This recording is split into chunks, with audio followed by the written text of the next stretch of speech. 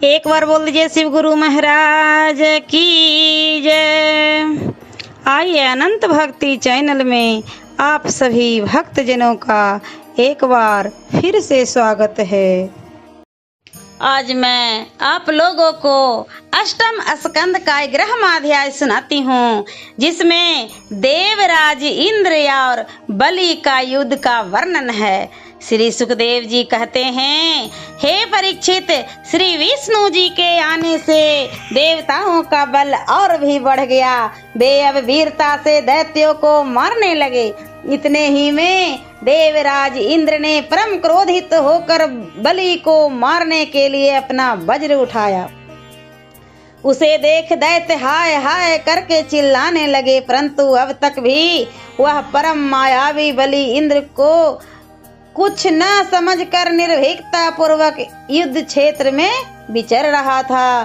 तब यह बड़ा निरसंस है, हमें कुछ न समझकर अभी तक भी मेरे सामने आकर बराबर गरजता है, और इसके पास युद्ध की पूर्ण सामग्री रहते हुए भी यह माया द्वारा युद्ध देवताओं को आश्चर्य में डाल रहा है। यह देखकर उन्होंने बड़ा जोर से तड़प कर कहा, अरे मूढ़, तू मेरे सामने क्या आता है? यहाँ तेरी माया नहीं लग सकती। मूर्ख, क्या तुमने मालूम नहीं है कि हम देवतागण माया के पति हैं? हमारे आगे माया दासी की भांति हाथ जोड़े खड़ी रहती है।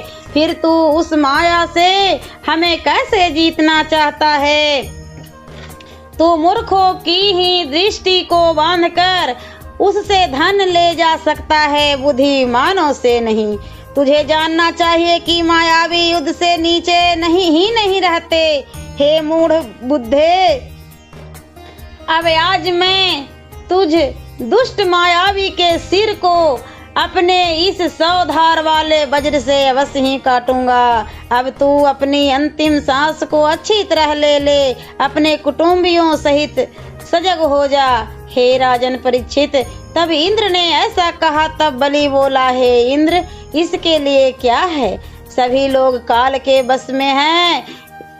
उसकी ही प्रेरणा के अनुसार वीरों को युद्ध में प्रवृत्त होना पड़ता है, और युद्ध क्षेत्र का तो यही परिणाम ही है कि उसमें कभी जय और कृति मिलती है, और कभी पराजय और कभी मृत्यु प्राप्त होती है। विद्वान इन दोनों को एक सा ही समझते हैं, न किसी से हर्षित होते और न किसी से शोक करते हैं। इसके लिए हर्ष और सुख मूर्खों का होता है। यदि तुम देवतागण इस बातों को अपने को कारण मानते हो तो यह मूर्खता है, तुम्हारी भूल है। तब निश्चय ही तुम लोग साधु पुरुषों की दया के पात्र नहीं हो। फिर वीर बनकर युद्ध में क्यों प्रवृत्त हो? तुम्हारे इन कटु वाक्यों से हम पर कुछ भी प्रभाव नहीं पड़ सकता। युद्ध करो। श्री सुखदेव जी कहते हैं, हे परीक्षित, वीरों को दबाने वाले बलि के इन वचनों से इंद्र का बड़ा तिरस्कार हुआ। वे अंकुश से मारे हुए हाथी के समान उस निंदा को सह न सके। यद्यपि शत्रु बलि ने वह सब सत्य ही कहा था, किंतु उसके द्वारा इंद्र का तिरस्कार हुआ। वे बलि को मारने के लिए परम उत्तेजित हो गए। उन्होंने तत्क्षण अपने हाथ में शत्रु को कुचल देने वाला वज्र को उठा लिया और बड़े वेग से उसे बलि पर चलाया। उसके लगने से बलि पंख कटे हुए पर्वत के समान अपने वाहन सहित पृथ्वी पर गिर पड़ा। उसका मित्र जंभ नामक दैत्य था। जब उसने देखा कि मेरा मित्र समरभूमि में गिर गया, तब वह घायल होकर गिरे हुए मित्र को उरीन होने के लिए इंद्र से युद्ध करने आया। वह हाथी पर सवार था। उसने इंद्र के सामने आकर बड़े वेग से अपनी गदा चलाई। वह आकर इंद्र के सारथी तथा हाथी के मस्तक में लगा। उसके लगने से इंद्र का ऐरावत पीड़ित होकर विकल हो गया, यहाँ तक कि वह घुटनों से पृथ्वी को छूकर मूर्छा को प्राप्त हो गया। इतने में इंद्र का सारथी मातिल एक रथ में 1000 घोड़ों को जोत कर तुरंत ही वहां आ पहुंचा। इंद्र ऐरावत को छोड़कर शीघ्र ही उस रथ पर जा बैठे, परंतु ज्यों ही मातली ने रथ को आगे बढ़ाया त्यों ही जंभ ने उसे मारकर घायल कर दिया। मातली ने बड़े धैर्य के साथ उस पीड़ा को सहन किया। उससे देवराज इंद्र को क्रोध की सीमा न रही। उन्होंने उसी क्षण परम उत्तेजित होकर जंभ का सिर काट लिया। जंभ के मारे जाने से दैत्यों को बड़ा आश्चर्य हुआ। वे सब मिलकर इंद्र से युद्ध करने आए। उन्होंने असंख्य बाण बरसाकर इंद्र को ढक दिया।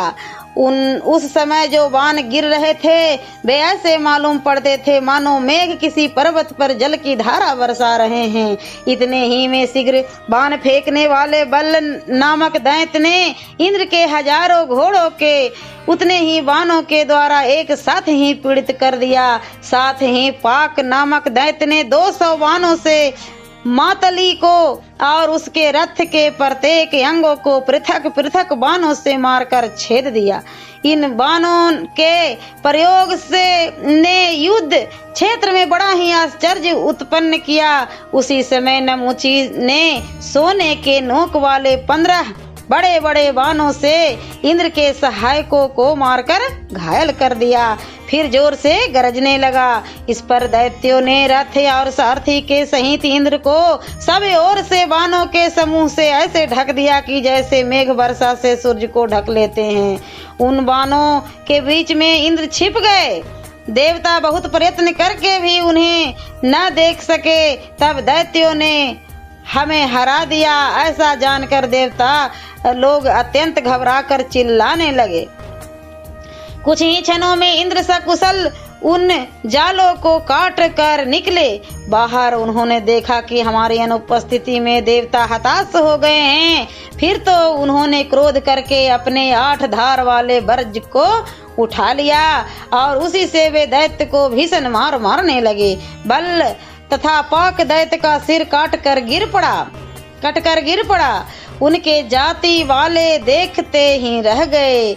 इन दोनों दैत्यों के वध ने परम बलशाली नमुची को उत्तेजित कर दिया। अब लोहे के बने हुए अपने ऐसे शूल को जिसमें घंटा बंधा हुआ था, स्वर्ण के आभूषण पहनाए हुए थे, लेकर इंद्र को मारने दौड़ा और डपट कर बोला, इंद्र अब तुम मरे ही पड़े हो। ऐसा कहकर उसने इंद्र के ऊपर शूल चला दिया। तब वह बड़ा वेगशाली शूल इंद्र के ऊपर आना ही चाहता था कि इसी बीच में देवताओं के स्वामी इंद्र ने बाणों से उसके 1000 टुकड़े कर डाले और क्रोधित होकर नमुची को मारने के लिए अपना वज्र चला दिया। किंतु वह महाउग्र वज्र नमुची के सिर को न काट सका। तब महाबली वृत्त को मारने वाले उस वज्र ने नमुची का सिर नहीं काटा। इससे देव मंडली को में बड़ा आश्चर्य हुआ।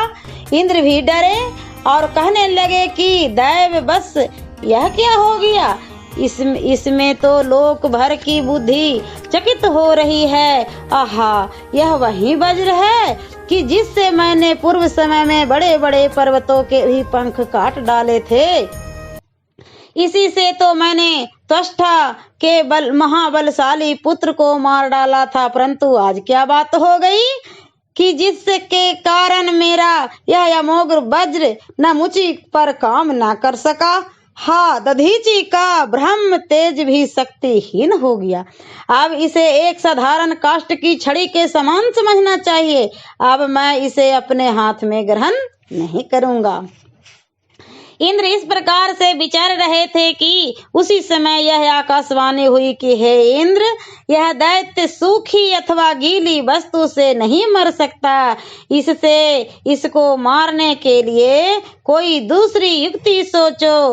तब उस आकाशवाणी को सुनकर इंद्र बड़ी सावधानी से उन पर विचारने लगे। उसी क्षण उन्हें जल का एक विशाल फेन उस प्रकार से दिखाई पड़ा जो किसी अंश में सूखा तथा किसी अंश में गीला न था, अतः वह पूर्ण रूप से न सूखा था न गीला। फिर तो इंद्र ने उसी फेन को उठाकर नमूची पर चला दिया। नमूची का सिर कट गया। देवता और मुनि इंद्र की स्तुति कर उन पर फूल बरसाने लगे, गंधर्व गाने लगे और देवताओं ने दुधुम्बी बजाया। अप्सराएं नृत्य करने लगी और वायु, अग्नि, वरुण इत्यादि देवता अपने अस्त्रों के समूह से दैत्यों पर भीषण प्रहार करने लगे। बात की बात में कितने ही दैत्यों को देवताओं ने वैसे ही मार डाला जैसे सिंह मृगों को मार डालता है। हे राजन परीक्षित, जब इस प्रकार देवता और मुनि लोग इंद्र की स्तुति करने लगे और दैत्यों का भीषण संहार हुआ, तब उसे देखकर ब्रह्मा जी को बड़ा खेद हुआ। वे दैत्यों के अभिमान पर दुख प्रकट करते हुए उन पर दया भाव से प्रेरित हो अपनी रक्षा के लिए देवर्षि नारद को बुला सब बातें समझा। युद्ध को बंद करा देने के लिए उन्हें नारद जी को देवताओं के पास भेजा। नारद जी देवताओं के पास आए। देवताओं ने कहा, भगवान क्या आज्ञा है? नारद जी ने कहा, देखिए, आप लोगों को नारायण जी की कृपा से अमृत मिल गया है। अब आप दैत्यों से सर्वथा ही बलवान हो गए हैं, अतः अब आप सब इन निर्बलों के साथ युद्ध न करें। ब्रह्मा जी ने हमें भेजकर यह कहलाया है कि अब युद्ध बंद कर दिया जाए। श्री सुखदेव जी कहते हैं, जब देवर्षि नारद के द्वारा ब्रह्मा जी का ऐसा संदेश देवताओं को मिला तो उन्होंने अपने क्रोध को शांत कर युद्ध बंद कर दिया। सब देवता स्वर्ग को चले गए। तब उस युद्ध से जितने दैत्य बचे गए थे वे मरे हुए बलि को लेकर अस्ताचल पर चले गए। वहां पर शुक्र जी ने अपनी संजीवनी विद्या से उन दैत्यों को जिला दिया कि जिसके अंग नष्ट नहीं हुए थे और जिसकी गिरवा वर्तमान थी। शुक्र जी के स्पर्श करते ही बलि की इंद्रियां पुनः अपने कार्य में समर्थ हो गई और वे जीवित हो गए।